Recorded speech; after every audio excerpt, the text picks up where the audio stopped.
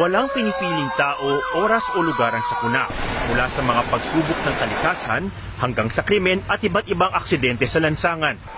Pero may pagkakataon na napakahirap humingi ng tulong sa oras ng pangangailangan. Alam ito ng negosyante at rescue volunteer na si Jojo Soliman.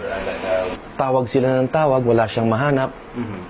Tapos wala silang mahingi ng tulong. Tapos hindi nila alam saan ba kami tatawag, anong number ba. Papasa-pasa eh. Dahil sa kakulangan ng maaasahang emergency response system, gumawa si Soliman ng sarili niyang sistema. Pure Force ang tawag sa kanyang application. Libre itong gamitin ng kahit na sino, kahit saan at kahit kailan. Kapag may emergency, pwedeng humingi ng tulong sa pulis, bumbero o ambulansya gamit ang smartphone. Aalertuhin ng mga dispatcher ng Pure Force sa mga otoridad at magpapadala ng tulong depende sa kinaroroonan ng biktima. Sa pamamagitan din ng app, pwedeng tumawag sa emergency hotline ng Pure Force para makausap ang dispatcher. Sunog po dito bandang Tayuman. Sa may... Ang babaeng ito nagre-report ng sunog. Ang isa naman, humingi ng tulong sa nagliliyab na kawad ng kuryente.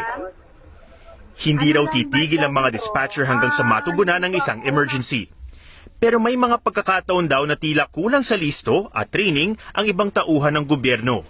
Naka-receive po kami ng call from a concerned citizen po na nalulunod po na bata. Tapos tinawag po namin sa malapit po na responder. Yung responder po is hindi daw po sila trained sa water rescue.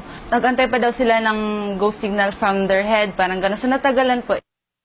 Kung magiging opisyal na programa ng pamahalaan, tingin ni Soliman lalong aayos ang serbisyo ng mga pulis, bumbero at iba pang emergency responders lalo't na monitor na ang kanilang aksyon.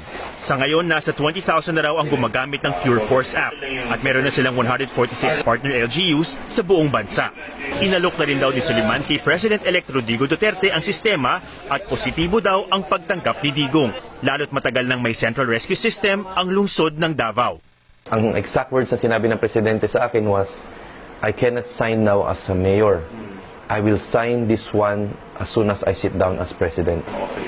Ayon kay Soliman, libre niyang ibibigay ang Pure Force system sa gobyerno, pero pwedeng gastusan ng ilang dagdag na kapasidad. Bahala na rin si Duterte pumili ng kung anong centralized number ang itatalaga, gaya ng 911.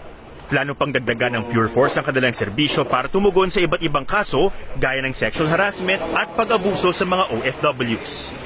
Atom Araulio, ABS-CBN News.